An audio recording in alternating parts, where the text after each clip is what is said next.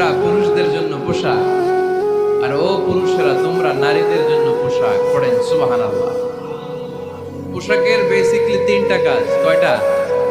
কেউ কথা কয় না, আরো জোরে বলেন কয়টা? এখন আওয়াজ আসলো কোথেকে? আওয়াজ করে উত্তর দিবেন, চিল্লায় বলেন পোশাকের কাজ কয়টা। এভাবে শেষ পর্যন্ত খোঁচায় যেন সাউন্ড বের করা না লাগে, সব প্রণোদিত ভাবে উত্তর করবেন, ক্লাসের মতো হোক।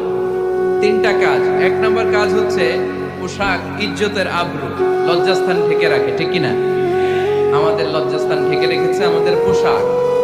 ঠিক তেমনি স্বামী তার স্ত্রীর ইজ্জত হেফাজত করে, স্ত্রী তার স্বামীর ইজ্জত হেফাজত করে, স্বামী তার স্ত্রীর চরিত্র হেফাজত করে, আর স্ত্রী তার স্বামীর চরিত্র হেফাজত করে। এজন্য আল্লাহ একে অপরের উদাহরণ দিতে যে লেবাস বা পোশাকের সাথে তুলনা দিয়েছেন। সুবহানাল্লাহ পড়েন।